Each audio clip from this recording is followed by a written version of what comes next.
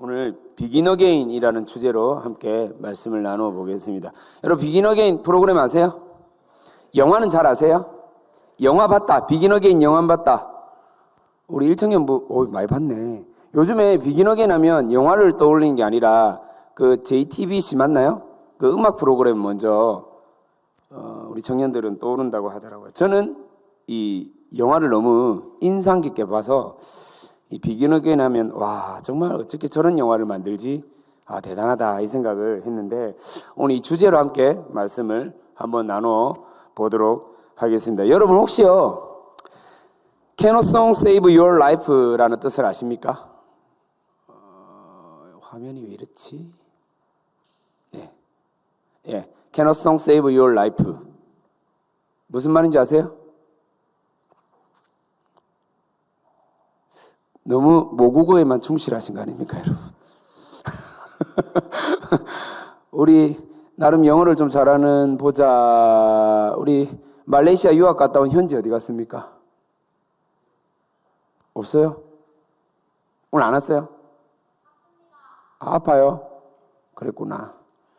그러면 영어를 잘하는 영어로 우리 4년 동안 생활한 우리 황준 무슨 뜻입니까? 에? 송이 누구예요? 자, 저 영어가 사실은요 비긴 어게인의 원제목이었어요. 몰랐구나. 자, 원래 우리나라 빼고 비긴 어게인의 영화가 Can a song save your life라는 제목으로 모두 다 이렇게 영화로 보여졌다라는 것입니다. 우리나라에만 비긴 어게인이라는 제목으로 이렇게 방영이 된 것이죠. 그래서 Can a song save your life 이 노래가 과연 네 삶을 구원하니? 구원할 수 있니? 구원할 수 있을까? 이런 의문형의 이제 문장이죠.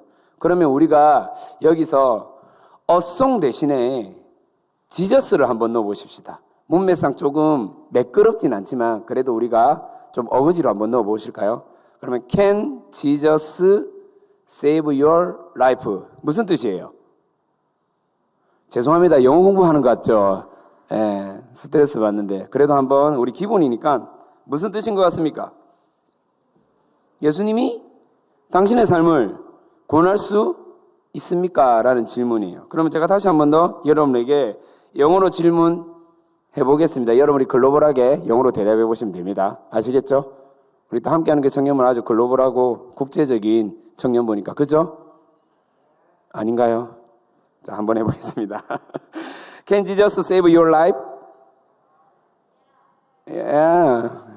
지금 한 27명 정도만 대답을 하신 것 같은데 한번 더 해보겠습니다. Can Jesus save your life? Yes. 입은 yes인데 마음은 좋습니다. 자, 이 주제로 한번 함께 말씀을 한번 나누어 보도록 하겠습니다. 자, 요한복음 21장을 보시면요, 여러분, 이제 디베랴라는 곳이 나옵니다. 디베랴. 1절 보면 그 위에 예수께서 디베랴 호수. 자, 그럼 디베랴 호수가 어디인가? 디베랴 호수 되게 낯선 것 같은데요. 디베랴 호수는 사실은 갈릴리 호수예요. 갈릴리 호수를 끼고 있는 여러 도시들이 있어요. 지명이 있단 말이에요. 게네사렛도 있고 가버나움도 있고 디베랴도 있고 엄청 많은데 갈릴리 호수를 그 지역에 사는 사람들은 갈릴리 호수라고도 하지만은 우리 지역이 만약에 디베랴에 살고 있다. 그럼 뭐라고 한다고요? 디베랴 호수. 이해되죠? 내가 게네사렛에 살고 있다. 게네사렛 호수. 이렇게 말하는 거예요. 조금 이해가 되십니까, 여러분? 그래서 갈릴리 호수가 바로 디베랴 호수라고 일컫는데 저 디베랴 호수 글자가 보입니까, 혹시? 어디냐면 여기 여러분이 볼 때 왼쪽 중간에서 갈릴리 바다에서 약 7시 방향 에 보면 티베리아라고 적혀 있죠. 티베리아. 원어는 티베리아스인데요. 티베리아스가 한국어로 변형되면서 디베리아로 됐습니다. 티베리아스. 자, 이 디베리아를 우리가 좀 짚고 넘어가야 됩니다. 현재 모습은 이렇게 생겼어요. 되게 발달된 도시죠. 지금은 거의 뭐 예루살렘 그리고 뭐 몇 개 도시를 비롯해서 이스라엘의 3대 도시 안에 드는 아주 주요한 도시라고 그렇게 일컬어지고 있습니다. 자, 디베라는 좀 아픔이 있는 도시입니다. 요거를 좀 설명을 좀 드리겠습니다. 자, 당시에요. 헤롯 안디바가 통치하고 있던 시대입니다. 헤롯 안디바는 누구냐면 예수님이 태어났을 때 왕이 누구냐면 헤롯 대왕이거든요. 헤롯 대왕의 아들이 헤롯 안디바예요. 요까지는 이해되시죠? 성경에는 헤롯이 총 3명이 나오는데 헤롯의 아들과 헤롯의 손자까지 다 헤롯이라고 합니다.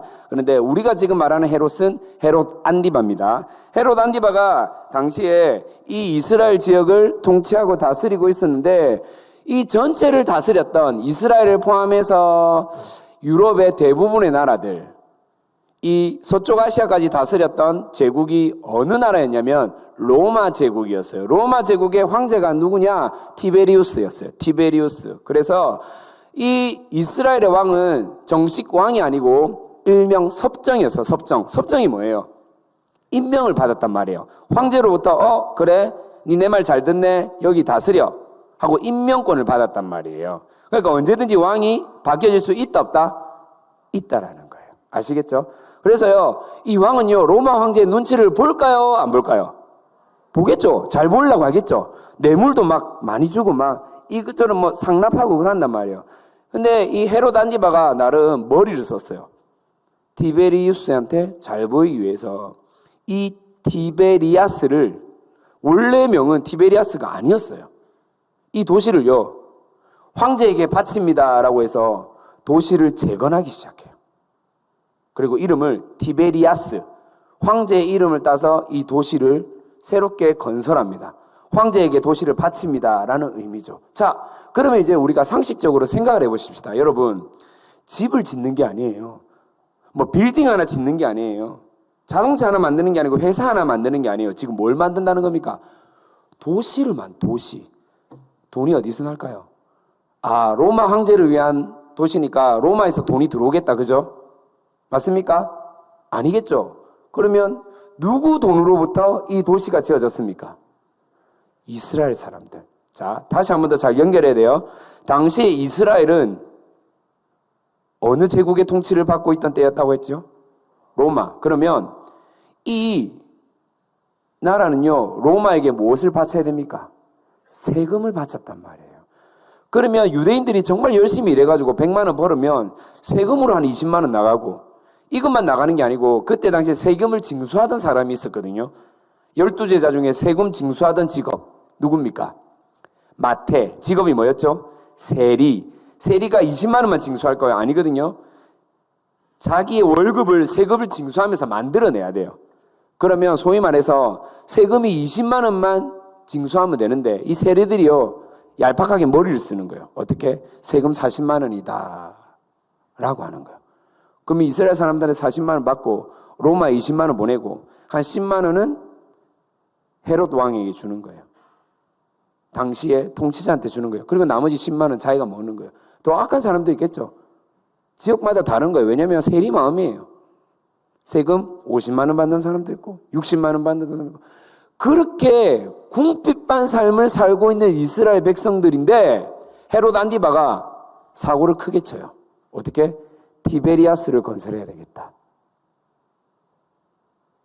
여러분, 아까도 말했지만 세금이 한두 푼 드는 돈이 아니에요. 쥐어 짜내야 돼요. 얼마나 많은 돈이 들었겠어요.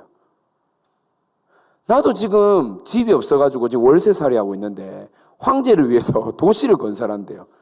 동상 하나 짓는데 1억 든대요. 황제를 위해서 마차도 준비해야 된대. 황제가 오니까 길도 닦아야 된대. 가로등도 가로등은 없었나? 전기가 없으니까. 어쨌거나 뭐 이것저것 다 만든대요. 분수대도 만들고. 네, 어마어마하게 돈이 많이 들어가요. 디베리아 하면요, 사실은 이스라엘 백성들 입장에서 보면 한의 도시예요. 슬픔과 고난의 도시예요. 너무나 아픈 도시예요. 괴롭고 서러움의 도시예요. 왜 하필 굳이 로마 황제한테 도시를 갖다 바친다고 해가지고 이렇게 안 그래도 우리 삶이 지금 만만치 않은데 너무나 지금 괴로운데 이렇게까지 해야 되나? 너무 마음이 지금 궁핍한 거예요. 이 팍팍한 인생 가운데 더 쪼달리고 더 힘들어하고, 그래서 이 디베랴라는 이름만 들어도 이스라엘 백성들이 치가 떨리는 거예요. 오케이? 이해가 되십니까? 자, 그 가운데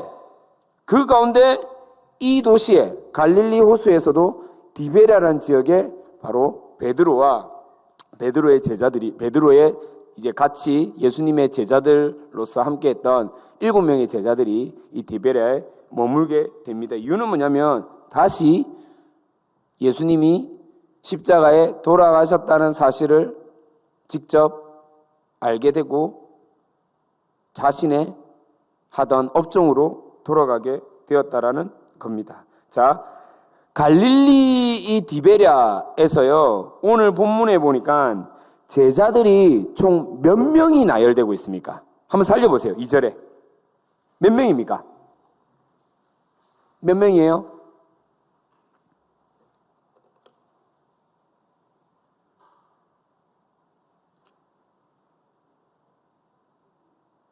총 몇 명이 등장합니까? 7명이에요. 자, 누구예요? 이름 한번 말해보세요. 베드로, 도마, 나다나엘. 세베대 아들들이 누구예요? 세베대 아들들 1명, 2명, 3명, 4명, 5, 6명, 몇 명? 예. 자, 세베대 아들들 2명, 그리고 또 다른 제자 둘 해서 7명이죠. 목사님, 세베대 아들들이 왜 요한과 야고보입니까? 자, 여러분 성경책 한번 찾아보세요. 마태복음 4장 21절. 마태복음 4장 21절. 찾으신 분 한번 읽어보세요, 크게.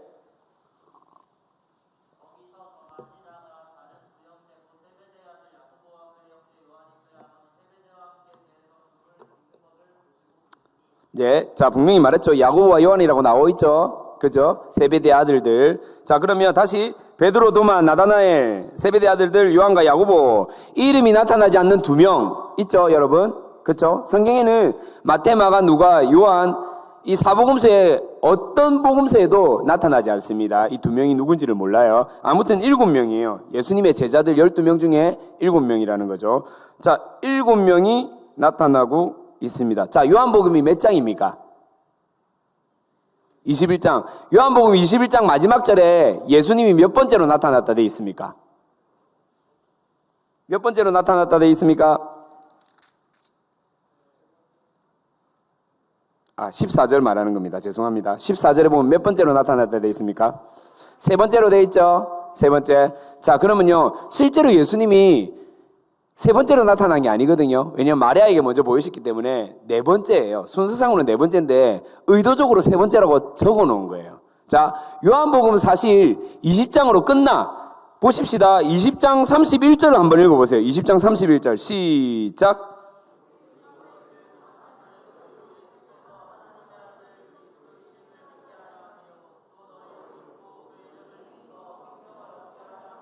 자, 요한복음에 기록된 목적이 명확하게 적혀 있습니다. 그렇죠? 그러면 이게 끝이 나야 되는데 또 21장으로 연결되네요.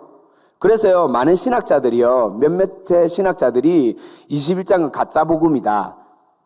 누가 짜집기 한 거다. 뭐 이런 얘기를 해요. 근데 여러분 잘 들어보세요. 하나님의 말씀은 가짜가 있습니까? 없습니까?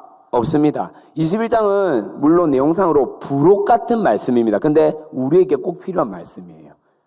꼭 필요한 말씀이에요. 아멘입니까, 여러분? 진짜 꼭 필요한 말씀이에요. 그러면 잘 보십시다. 20장으로 실제 내용은, 요한복음의 실제 내용은 끝이 났어. 근데 부록 같은 21장이 갑자기 추가돼요. 그리고 제자들이 12명 중에 7명이 등장해요. 오늘 14절에 보니까 예수님이 3번째로 등장해요. 참 뭔가 이상하죠? 숫자적으로 여러분들 어떤 숫자의 의미인지 좀 계산이 됩니까? 자, 다시 한 번 더. 예수님의 제자가 몇 명 등장한다고요? 7명. 예수님 몇 번째 등장했다고요? 3번. 3번째 등장했다. 자, 7 곱하기 3은 뭐다?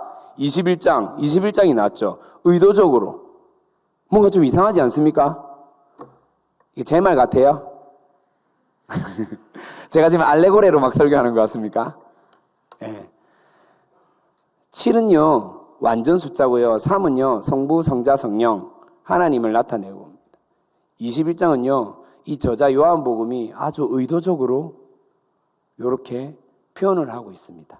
무슨 말이냐면 이 성경은 결코 거짓이나 어떤 전설이나 어떤 가설이 아니라 완벽하다는 것을 나타내고 있다라는 것입니다. 여러분이 생각으로는 절레절레 이게 뭐야? 너무 목사님 억지로 껴맞추는 거 아니야? 라고 생각할 수도 있겠지만은 이건 결코 그렇지 않아요.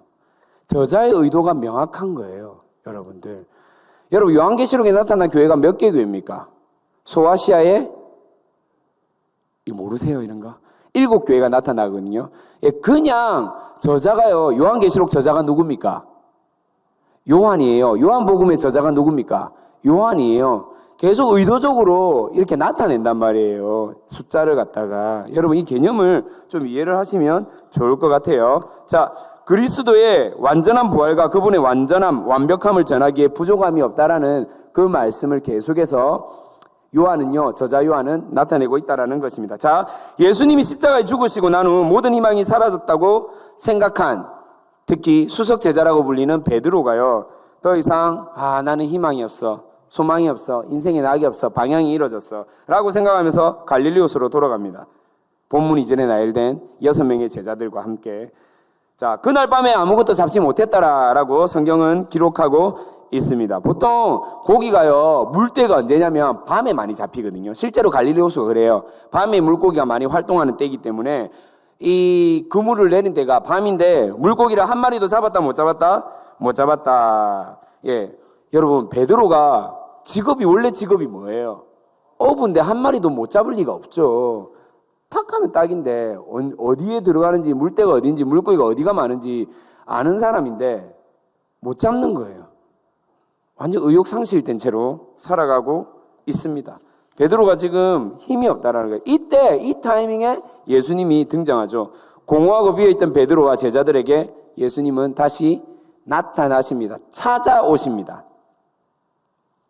도저히 소망이라고 찾아볼 수 없던, 삶의 의욕이라고는 찾을 수 없던 이들에게 보여주셨다는 겁니다. 가장 먼저 눈치챈 이가 누굽니까? 7절 한번 읽어보실래요? 7절 시작. 그만. 예수께서 사랑하는 그 제자 누굽니까? 베드로예요? 확실해요? 맞습니까? 예, 맞아요. 정현이가 똑똑하네. 예. 예수님 품에 늘 안겨있고 예수님이 늘 사랑하는 나의 제자라고 칭찬했던 사람이 누구냐면 요한이었어요. 요한. 예, 이런 거는 요한이라고 적어 놓으시면 돼요. 여러분 성경책에. 자, 보십시다. 그러면 가장 먼저 예수님이라고 눈치챈 사람이 누구예요? 요한이죠. 그런데 보십시다. 요한이 7절에 보니까 눈치를 챘는데 후반부에 보면 이르되 주님이시라 하니, 요한이 주님이시라 하니 시몬 베드로가 벗고 있다가 주님이라 하는 말을 듣고 겉옷을 두른 후에 바다로 뛰어내리리라. 자, 옷을 벗고 있었거든요. 벗어보면서 겉옷을 걸치고 즉시 뛰어들어요. 누가? 자, 예수님을 누가 먼저 발견했다고요? 뛰어든 사람 누구라고요? 베드로예요. 여러분, 베드로가 의욕과 희망이 없는데도 불구하고 아직 자기 기질은 남아있어. 알겠죠? 아직까지 이 말보다 행동이 빠른 이 기질이 남아있는 거예요. 공동체가 이래요, 여러분. 먼저 깨닫고 발견하고 알아차리는 사람이 있고 움직이는 사람이 있어요. 손과 발처럼 행동하는 사람이 있어요. 성경을 열심히 배우고 지식적으로 채우는 사람이 있는 반면에 또 복음을 전하고 전도하는 사람이 있어요. 열심히 앞에서 찬양 부르는 사람도 있고 찬양을 인도하는 사람도 있고 뒤에서 셀리더로 섬기는 사람이 있고 남 몰래 조용히 게시판 붙이고 중보기도 하시는 분들이 있단 말이에요. 하나님이 각각 세우신 직분과 사역의 방향이 다 다르다라는 거예요. 아멘입니까 여러분? 다르다는 거예요. 제자들도 다 달라요. 이해가 되십니까? 공동체가 이렇게 각각 다른 모양이지만은 한 예수님 안에서 아름답게 공동체를 이루고 있다는 사실을 여러분이 꼭 기억했으면 좋겠습니다. 자, 그리고 베드로가 달려드는데 막 달려갑니다. 무려 이 육지에서 바다, 이 배가 있는데요. 거리가 거의 한 100m 정도 되는 거리였거든요. 베드로 미리 뛰어들어. 겁도 없이. 뛰어들어가지고 막 달려듭니다. 달려들어가지고 예수님께 딱 가려는데 예수님이 지금 뭘 하고 있어? 뭘 하고 있습니까? 뭐 하고 있어요? 모르겠어요? 9절 한번 읽어볼까요? 시작. 육지에 자, 뭐가 있다고 적혀 있습니까?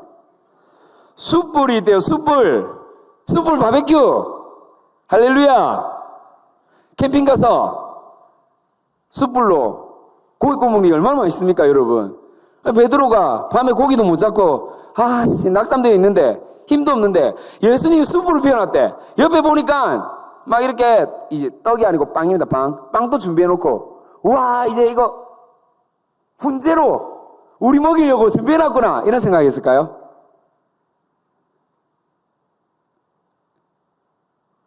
성경을 한번 찾아보겠습니다. 요한복음 18장 18절 여러분 가진 성경 18장 18절 읽어보십시다. 18장 18절 시작.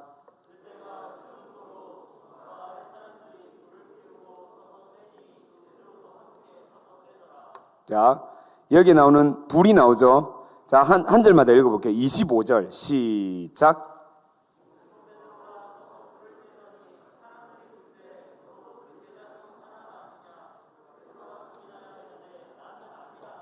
자, 여기 나오는 불이랑 지금 예수님이 피우고 있는 이 숯불과 원어가 똑같은 단어예요. 자, 그러면 여러분들이 느낌적인 느낌으로 베드로가 예수님이 지금 숯불을 피우고 있어. 뭐가 떠오를까요? 뭐가 떠올라? 대답 좀 해주세요. 예. 예수님! 다른 제자들이 다 예수님 배반하고 저버린다 하더라도 저는 절대 저버리지 않겠습니다. 제 스타일 아시죠? 자, 한다면 하는 사람입니다. 예수님 봤죠? 저 귀 자르는 거 봤죠? 저 예수님 얼마나 사랑하는지 알죠? 이랬던 베드로가요. 닭이 울기 전에 예수님이 하셨던 말씀처럼 몇 번 부인한다고요? 3번을 부인해요. 그 현장에 뭐가 있었냐면 사람들이 쬐던 그 숯불이 있었다고요. 근데 예수님께 달려갔는데 뭐가 보인다고요? 뭐가 보인다고? 숯불이 보여. 숯불 보는 순간 달려갔던 마음이 지금 어떻게 돼요? 완전 쭈글탱이가 되는 거예요. 쪼그라드는 거예요. 너무 부끄럽고 민망한 거예요. 네. 제가요, 여러분들도 아마 이런 경험이 있을 줄 압니다. 똑같은 비슷한 또 다른 어떤 이것만 보면 내가 상처가 생각하고 나의 치욕스러움이 생각나고 부끄러움이 생각나는 모습들이 분명히 있을 줄 압니다. 제가 어떤 일이 있었냐면 몇 번 제가 이 얘기를 한 것 같은데 몇몇 청년들한테는 제가 과거에 어떤 커다란 충격으로 말미암아 얼굴을 물 속에 넣지를 못해요. 얼굴을 물 안에 이렇게 넣지를 못해요. 트라우마가 있어가지고 어렸을 때 나름 큰 충격이 있었거든요. 예, 지금은 다 회복이 되었습니다. 그래서 얼굴에 이렇게 넣지를 못하는 이유가 어렸을 때 이제 집에서 커다란 충격을 받아서 했는데 갑자기 우리 또 등장하네요. 우리 초등부 전도사님께서 갑자기 해마 지금 좀 빨리 온나 이렇게 하는 거예요. 그래서 또 갔죠. 갔는데 갑자기 이 친구가 뭐라고 하냐면 내 지금 수영장 등록할 건데 혼자 가기 뻘쭘하니까 햄도 같이 가야 된다. 이해되세요? 그래서 같이 수영장에 등록했단 말이에요. 근데 등록하기 전에 제가 얼마나 이 두려움이 있는 줄 아십니까? 왜냐면 제가 아까 말했죠. 물에 얼굴을 못 넣는단 말이에요. 그래 엄청 망설였는데 제가 그때 결단한 거는 수영장에서 수영 배우다가 사람이 죽었다는 뉴스를 제가 접한 적이 없었거든요. 그러면 이번 기회에 한번 극복해야 되겠다. 뛰어넘어 봐야 되겠다. 내 혼자도 아니고 또 내가 좋아하는 동생도 함께 다닌다고 하니까 같이 한번 극복해보자 라고 해서 와이모 수영장에 등록을 했단 말이에요. 예. 그리고 그 친구는 한 달 만에 그만두고 저는 오늘까지 다니고 있습니다. 할렐루야. 얼마나 힘든 줄 아세요, 여러분? 미치겠어요. 자, 처음에 막 선생님이 발차기를 시키는데 발차기 뭐 힘들지만은 할만했어요. 근데 갑자기 얼굴을 물속에 넣고 자유형을 시키는데 오른쪽 팔을 돌릴 때 오른쪽으로 숨을 쉬려고 하는데 안 되는 거예요. 숨이 안 쉬죠. 또 턱 막히는 거예요. 옛날 생각이 막 나는 거예요. 미쳐버리겠는 거예요. 죽을 것 같은 거예요. 고민 너무 많이 했어요. 그만둬야 되나? 그만둬야 되나? 그만둬야 되나? 그런데 내가 어렵게 결단했는데 여기서 그만두면 안 되겠다 라는 마음이 들었고, 두 번째는 제가 그때 섬겼던, 지금도 섬기고 있는 10대 선교단체에 청소년 활동을 많이 했는데, 그때 당시에 물놀이 프로그램 같은 걸 많이 했어요. 그때 지도자가 필요했는데 내가 아니면 할 사람이 없겠구나라는 마음이 드는 거예요. 그래서 내가 수영을 기왕 배워서 수상인명 구조 자격증까지 따야 되겠다, 이런 마음으로 사실은 갔단 말이에요. 그래가지고 끝까지 하다 보니 아까도 말했지만은 지금까지 하게 된 거예요. 나름대로 극복을 한 거죠. 사실은 물만 볼 때마다, 물속에 얼굴만 넣을 때마다 옛날 트라우마가 생각이 나서 피하고 싶었고 회피하고 싶었고 도망가고 싶었단 말이에요. 그때마다 애들이 수영장에서 뭐 놀러 가자 이러면 절대 안 갔던 사람이었는데 이겨낸 거죠. 직면을 하게 된 거죠. 여러분도 각자의 삶 가운데 이런 비슷한 일들이 있을 줄 압니다. 오늘 예수님은요, 직접적으로 베드로에게 얘기하지 않아요. 너 그때 나 부인했지? 얘기하지 않아요. 조용히 숯불을 피웁니다. 숯불을 보여주십니다. 예수님 좀 짓궂죠? 뻔히 알면서 의도적으로 그런 것 같죠. 그런데 베드로에게는 이보다 더 베드로를 직면시키는 방법이 저는 없다라고 생각이 들었습니다. 스스로 깨닫고 스스로 하나님 앞에, 예수님 앞에 돌이키는 은혜를 경험하게 된다라는 것입니다. 그리고 다시 한 번 더, 이제 나머지 따라오는 제자들이, 베드로를 쫓아서 따라오는 제자들이 이제 함께 예수님 곁으로 올라가는데 그물에 보니까요, 물고기가 가득해진 거예요. 그 전에 보니까 물고기가 안 잡혔는데 예수님이 오른쪽으로 던져라. 여기서 또 뭐 왼쪽과 다르게 오른쪽이 무슨 신학적으로 아무 의미 없습니다. 그냥 예수님 말씀에 순종한 겁니다. 오른쪽에 그물 던져서 보니까 물고기가 그물에 어떻게 되었다고요? 가득 찬 거예요. 가득 찼어요. 그물이 근데 찢어졌다 찢어지지 않았다? 이게 얼마나 큰 기적인 줄 아십니까? 왜냐하면 지금처럼 산업이 발달해서 막 나일론 재질의 그물이 있었던 게 아니에요. 특화된 찢어지지 않는 그런 어떤 제품의 그물이 아니었어요. 자, 말씀 한번 찾아보십시다. 누가복음 5장 6절입니다. 누가복음 5장 6절. 누가복음 5장 6절입니다. 누가복음 5장 6절. 자, 누가복음 5장 6절. 찾았으면 다 같이 한 목소리로 5장 6절입니다. 누가복음 5장 6절. 다 같이 한번 찾아 읽겠습니다. 시작.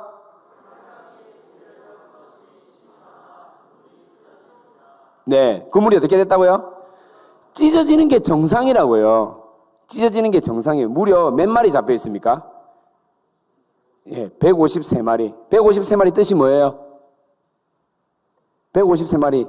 153. 혹시 어디서 많이 본 적 없습니까? 여기 보면 모나미 볼펜 잘 안 보이죠? 숫자 잘 안 보이죠? 자, 더 확대. 153 적혀 있죠? 모나미에 153 적혀 있죠?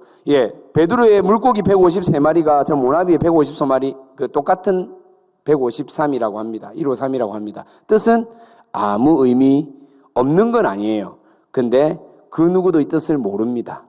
성경에서는 밝혀 놓지 않았기 때문입니다. 그래서 신학자들이 뭐 이런 뜻입니다. 뭐 유대인의 50, 이방인의 100, 뭐 성부, 성자, 성령 3 해가지고 153, 뭐 이런 얘기하는데 다 진짜 100이 아닙니다, 여러분. 그냥 153마리입니다. 아시겠죠? 어디서 이런 뜻을 갖고 있습니다. 그거 믿으면 안 됩니다, 여러분. 혹시 믿고 있는 거 아니에요? 절대 믿으면 안 됩니다. 이 아무 뜻도 없습니다, 여러분. 현재 밝혀진 게 없어요. 없어요. 진짜 어디서 또 주워 들어가지고 또 믿고 있는 거 아닌가 모르겠네. 아무 뜻 없습니다. 진짜입니다. 이거는 제가 목숨 걸고 말할 수 있습니다. 이단입니다. 뭐 뜻이라고 말하면 장담할게요. 100% 이단입니다. 100%. 이거 뜻 말하는 사람들은. 아시겠죠? 분명히 말했습니다. 153 아무 뜻 없습니다. 지금은 밝혀지지 않았습니다. 자, 이게 그물이 가득 찼대요. 그물이 가득 찼, 물고기로 가득 찼대요. 찢어지지 않았대요. 가득 찼는데 원래는 찢어져야 정상인데 찢어지지 않았대요. 예수님의 말씀에 그물을 던졌습니다. 순종하며 던졌을 때 가득 찼지만은 찢어지지 않고 다 올렸습니다. 하나님의 말씀에 순종하는 공동체가 점점 사람들이 늘어나고 부흥해서 점점점 공간에 가득 찬다 하더라도 다른 생각을 가지고 다른 말을 하는 것 같지만은 예수님 중심으로, 예수님이 하신 말씀 중심으로 순종하며 살아간다고 하면 그 공동체는 절대 찢어지지 않습니다. 갈라지지 않습니다. 구멍나지 않습니다. 예수님 말씀 중심, 예수님 말씀에 순종함으로 공동체가 함께 간다면 절대 갈라지고 찢어지고 망실될 일이 없다는 것을 여러분들이 기억하시기를 바랍니다. 그리고 나서 베드로와 제자들이 예수님께 왔더니 물고기 가져와라 라고 하더니 그 숯불에서 고기와 떡을 굽기 시작합니다. 그리고 다시 한 번 더 말합니다. 예수님께서 먹자, 조반 먹자, 아침 먹자 라고 말합니다. 니네 3번 부인했지, 니네 배신했지, 내 십자가 짊어질 때 너희들 다 내 도망갔지, 함께하지 않았지 라고 말하지 않고요, 와서 먹어라 라고 합니다. 와서 먹어라. 여러분, 예수님의 이 독특한 이 사역, 치유의 방법, 제자들을 직면시키는 방법이 조금은 이해되지 않을 때도 있고 받아들이기 힘들 때도 있는 것 같습니다. 그냥 막 대놓고 이야기를 하지 갑자기 불을 보여주시고 뭐라 하지도 않으시고 일단은 먹이는 거예요. 네, 저는 곰곰이 묵상을 해보면 사람의 가장 기본적인 욕구를 진짜 예수님이 잘 알고 있겠구나, 있는 분이시구나 라는 묵상을 좀 해보았습니다. 우리가 인간의 기본 욕구의 제일 밑에 보면요, 가장 밑이 뭐냐면 이 식이거든요. 음식, 기본적인 욕구. 예. 배고프면 사람이 너무 스트레스 받거든요. 예, 저희 아들 3명 있는데 밥 때 지나서 밥 안 주잖아요. 그러면 그때부터 성질이 엄청 날카로워지거든요. 여러분도 그렇지 않습니까? 예. 물고기도 한 마리 못 잡고 피곤에 쩌든 상태에서 안 그래도 의욕도 없고 힘도 없고 절망스러운데 거기서 예수님이 만약에 뭐라 하고 니 왜 배반했니? 니 그때 그럴 줄 알았다. 봐라. 내 말 맞지? 봐라. 네가 하는 일이 그렇지 라고 하지 않고요, 와서 먹자. 먼저 먹여요. 저는 그 어떤 방법보다도 예수님이 참 탁월하시구나.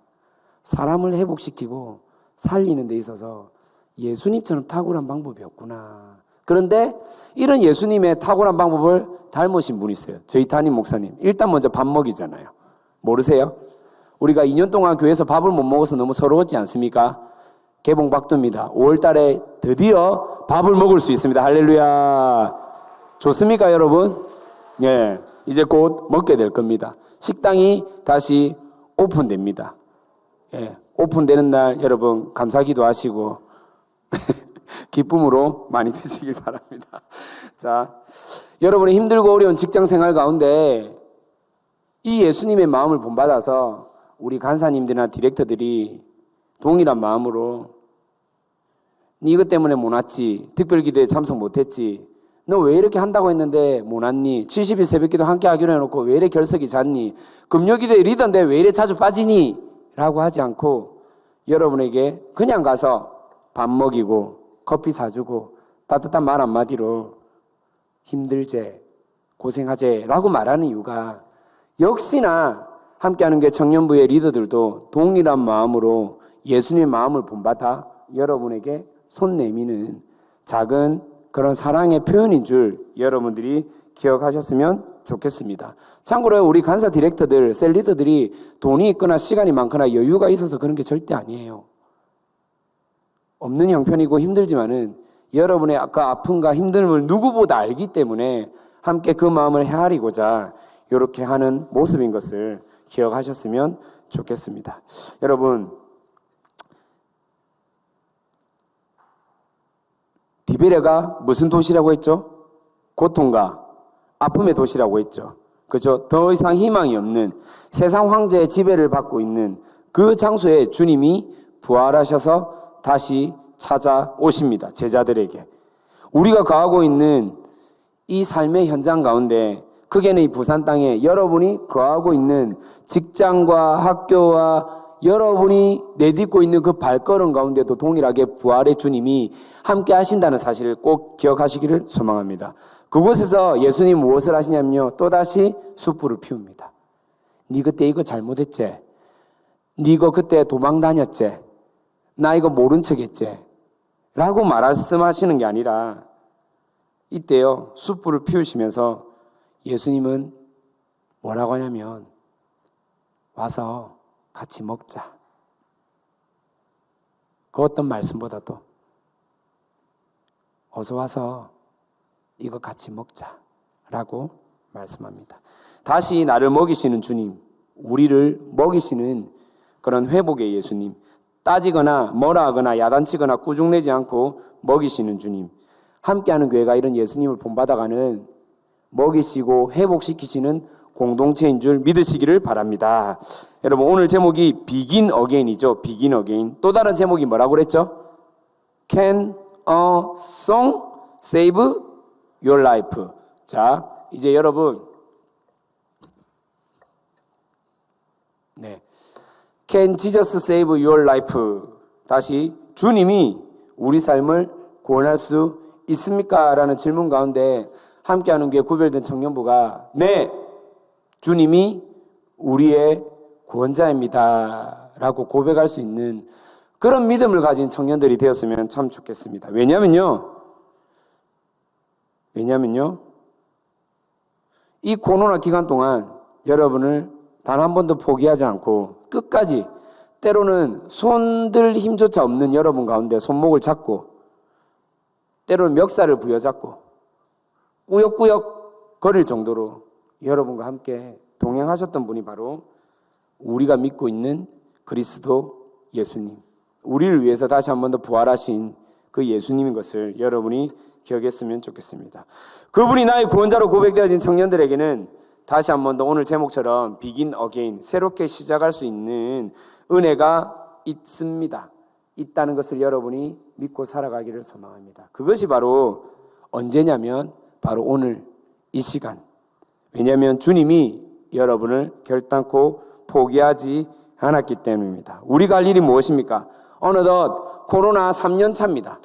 코로나 3년 차가 되었습니다. 이제 진짜 위드 코로나 시대가 되었습니다. 내일이면 여러분 소식 들으셨어요?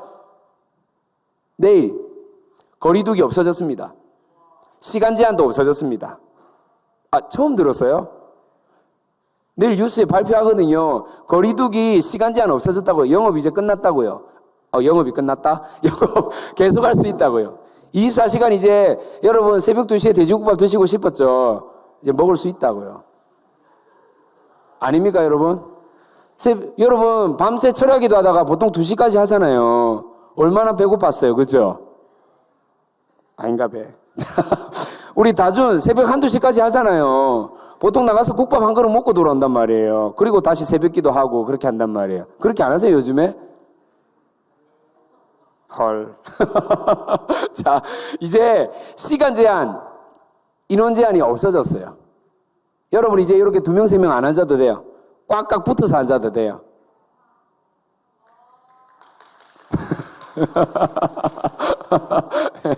교회에서 밥 먹어도 된다고요. 그래서 저희가 5월달부터 식사도 재개하는 걸로 그렇게 지금 얘기가 됐는데, 자, 여러분 언제 끝날지 모르겠다던 그 코로나가요, 이제 끝날 조짐이 보여요. 어느덧 코로나 지금 몇 년 차입니까? 3년 차예요, 3년 차. 정말로 어떻게 지나갔나 싶기도 하고, 와, 이게 진짜 끝이 날까 싶기도 한데, 이제 내일이면 거리두기, 시간두기, 인원 제한이 다 사라진대요. 와, 꿈만 같은 이야기죠, 사실은. 이제 곧 마스크도 벗지 않을까 생각도 듭니다. 예. 어느덧 코로나 위드 3년 차가 되었습니다. 우리에게 다시 하나님께서 말씀하시는 게 뭔지 압니까? 저는 이런 생각을 해봤습니다. 오늘 말씀을 준비하면서 코로나 3년 동안 하나님께서 많이 가라지를 갈라 놓으셨구나. 이 가운데 끝까지 믿음을 포기하지 않고 하나님께 붙들림 받은 구별된 청년들이 이렇게 있구나.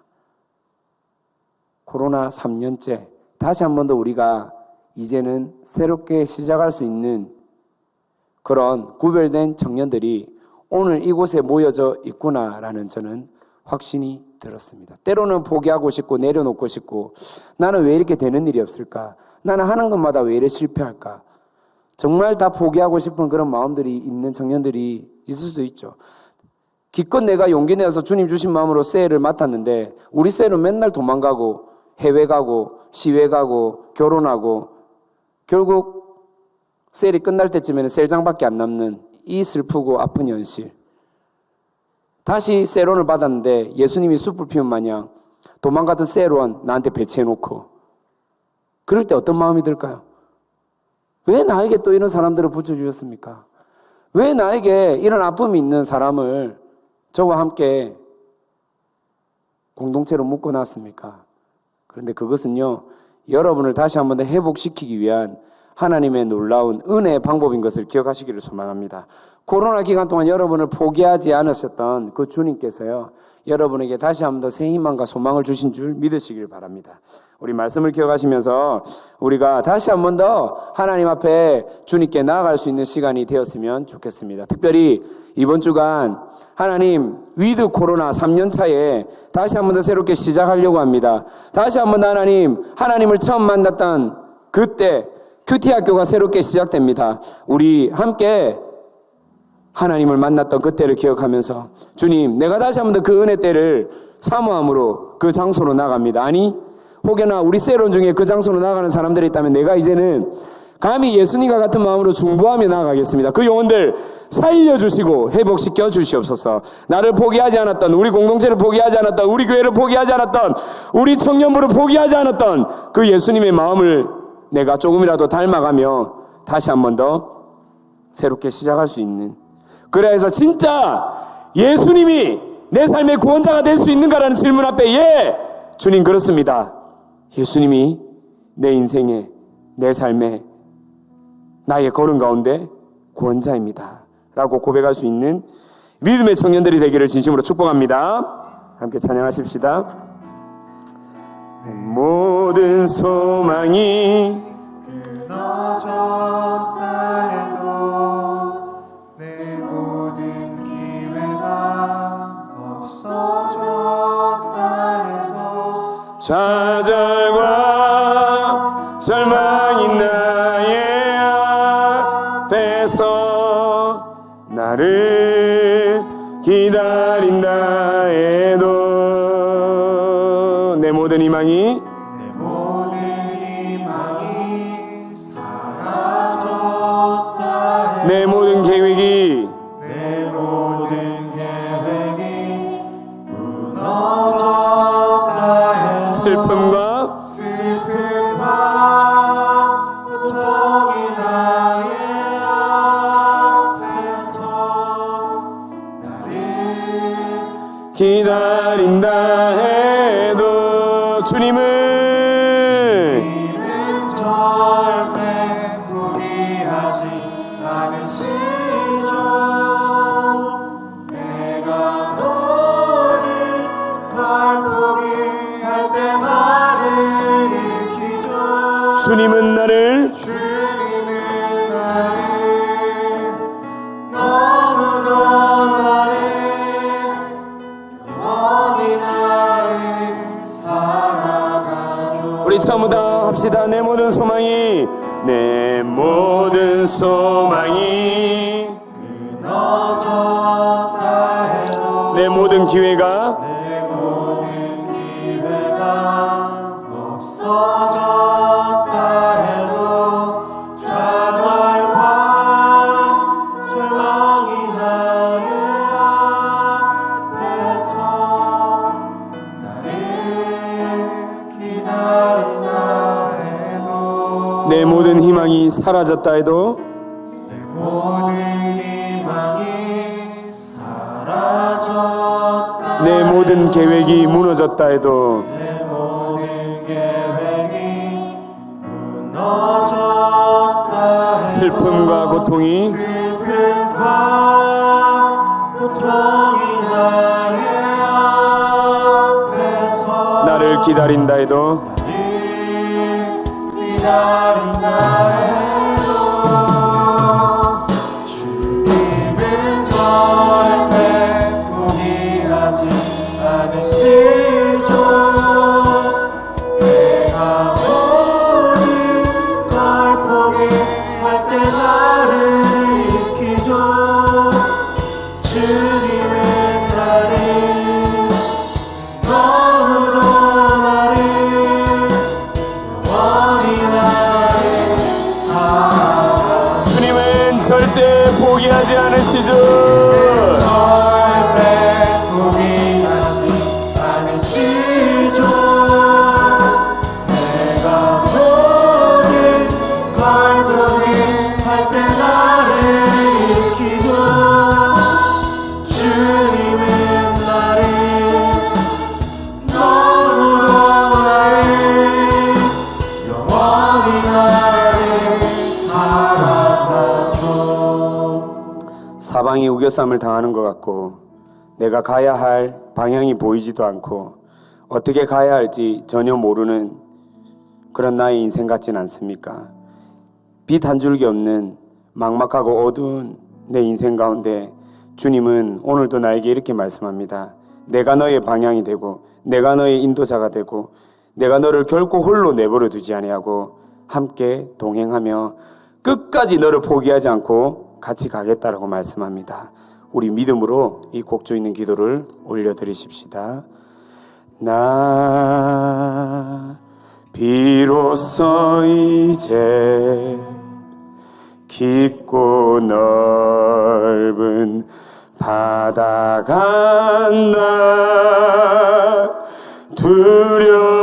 두려움에 떨고 있는 내 손을 주는 결코 놓치지 않으셨다. 나 비로소 이제 폭풍우를 뚫고 간다. 비바람에 흔들리는 나약한 나를 잡아주시는 그분은 나의 주님.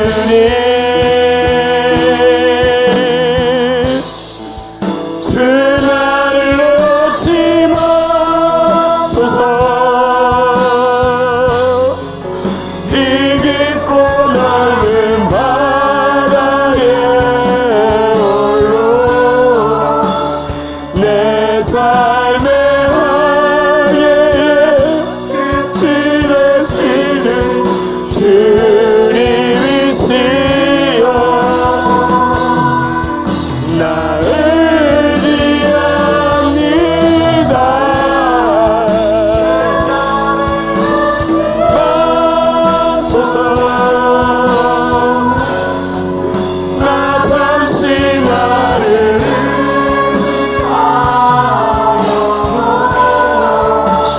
내 삶의 항해에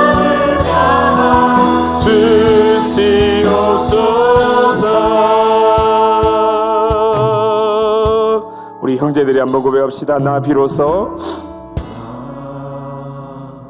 비로소 이제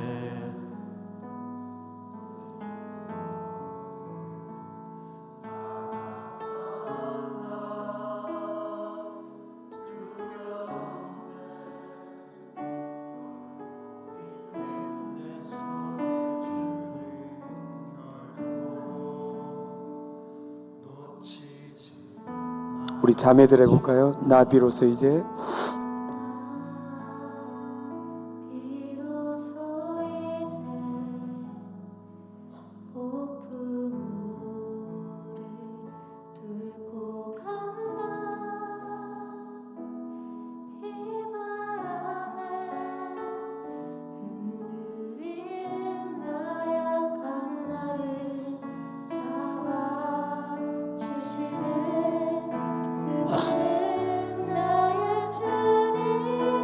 함께 고백합시다. 주 나를 놓지 마소서.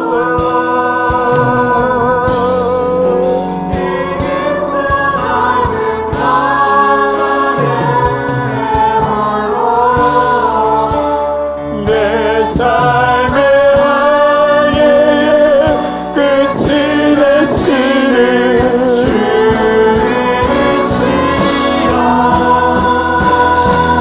나 의지합니다.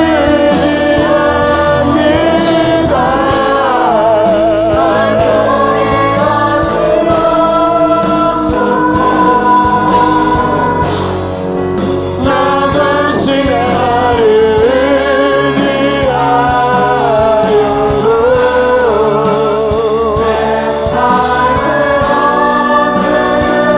방향을 잡아 주시옵소서.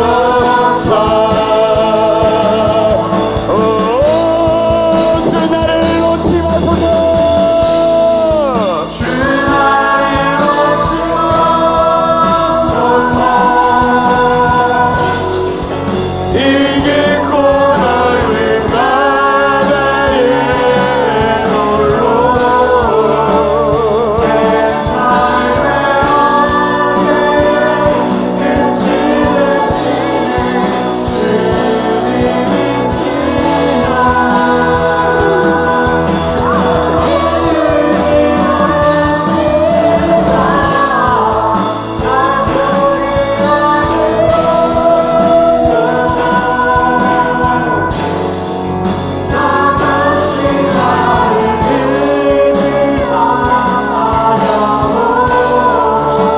내 삶의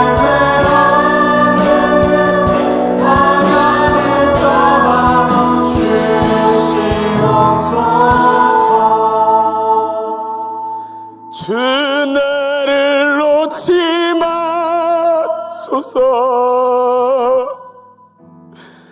이 깊고 넓은 바다에 홀로 내 삶의 항해의 끝이 되시는 주님이시여.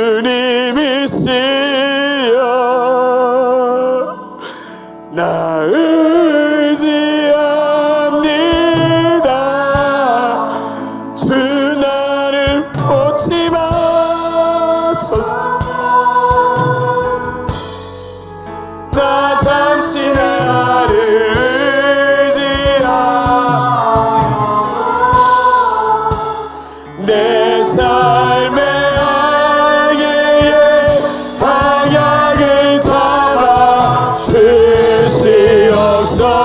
우리 다시 한번 더 믿음으로 고백합시다. 주 나를 놓지 마소서. 주 나를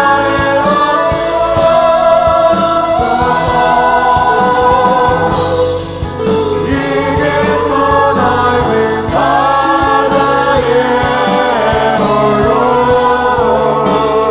내 삶의 항해의 끝이 되시는 주님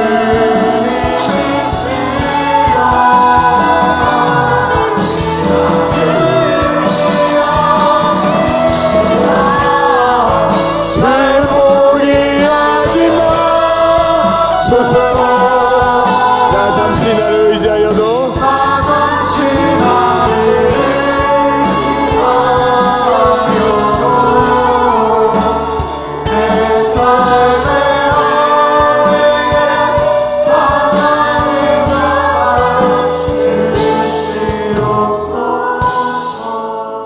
우리 이 시간 한번 기도하십시다. 하나님, 다시 한번 더 하나님이 내 인생의 방향이 되어 주시옵소서. 하나님, 막막하고 어두운 이 상황 가운데 주님이 빛이 되어 주시옵소서. 때로는 하나님, 왜 나에게 이런 직장을 주셨습니까? 왜 나에게 이런 사람을 붙여주셨습니까? 왜 나는 이렇게 모자라고, 왜 이렇게 나는 부족함 투성입니까? 나는 왜 이렇게 힘들게 살아야 합니까? 나는 왜 이렇게 이런 집안에서 태어나서 이렇게밖에 살지 못합니까? 그런 불만과 어려움 가운데 있는 우리 청년들이 있습니까? 그럼에도 불구하고 주님이 나를 포기하지 않고 우리와 함께 하신다는 사실을 기억하시기를 바랍니다. 주님, 끝까지 나를 붙들어 주시옵소서. 부활하셔서 나에게 찾아오신 그 주님을 의지하고 당당하게 살아갈 수 있도록, 새롭게 시작할 수 있도록 주님 은혜를 더하여 주시옵소서. 우리 주여라고 세 번의 지나며 기도하겠습니다. 주여, 주여.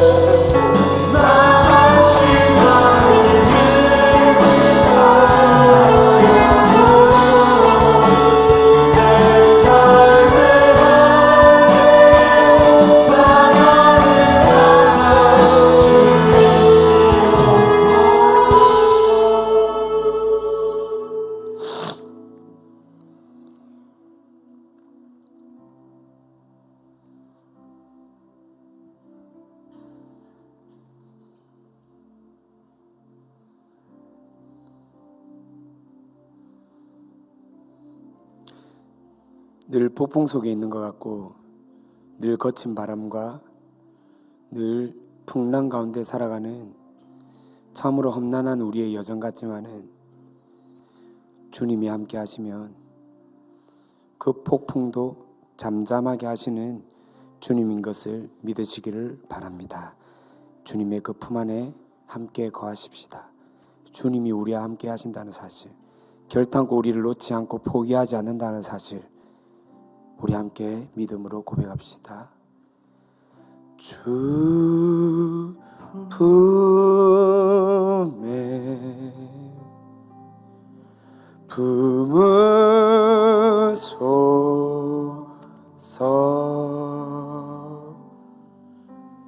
능력에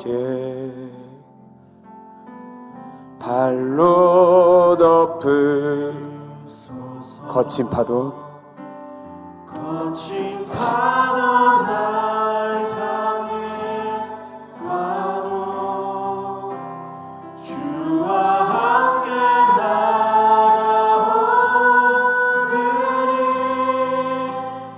폭풍 가운데 나의 영혼 잠잠하게 주보리라. 주 품에 품으소서. 주 품에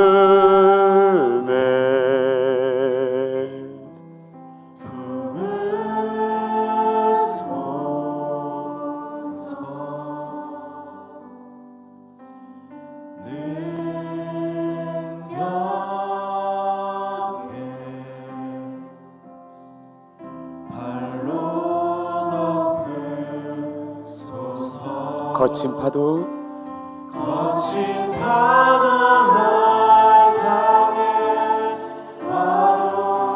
주와 함께 날아오르리.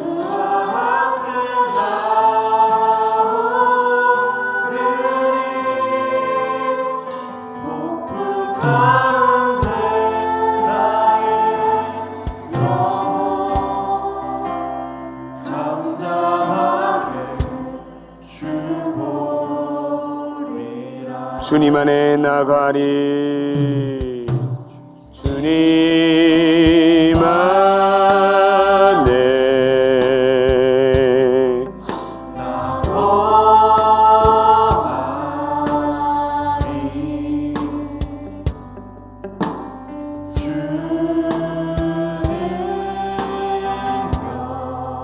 나 잠잠히 믿네. 거친 파도 날 향해 와도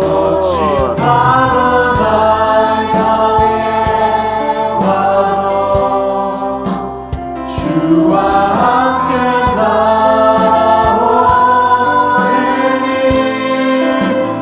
고급 가운데 나의 영혼 잠잠하게 주고 거친 파도 날 향해 와도 거친 파도 날 향해 와도 주와 함께 나오리니 높은 가운데 나의 영혼 잠잠하게 주보리라. 하나님 아버지 감사합니다.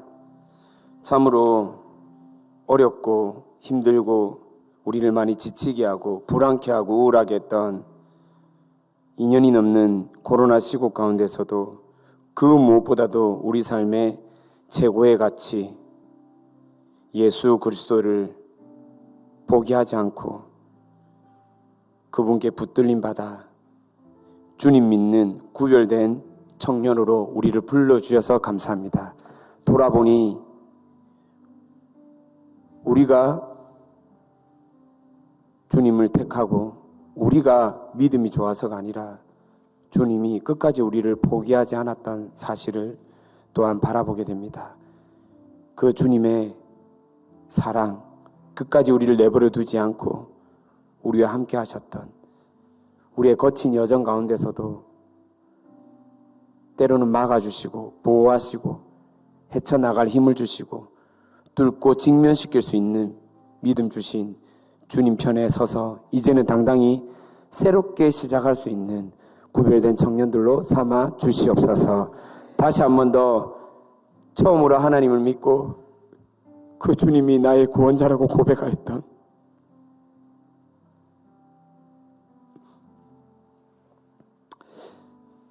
그 사랑 고백 다시 한 번 더 하나님 시작할 수 있도록 인도하여 주시고 그렇게 시작하려고 하는 귀한 청년들이 있다면 우리가 함께 기도하며 준비할 수 있는 그런 주님 마음 허락하여 주시옵소서.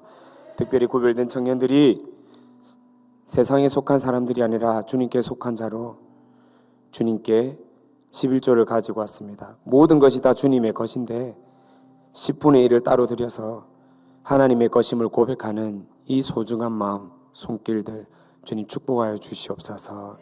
한 주 동안 하나님께서 우리와 동행하셨고 우리를 지켜주셨고 우리에게 새 은혜를 주셨다라는 감사 고백을 가지고 나온 자들 각종 헌금 제목으로 주님께 드리는 그 마음 주님 기억하여 주셔서 30배, 60배, 100배의 결실로 맺어 주시옵소서.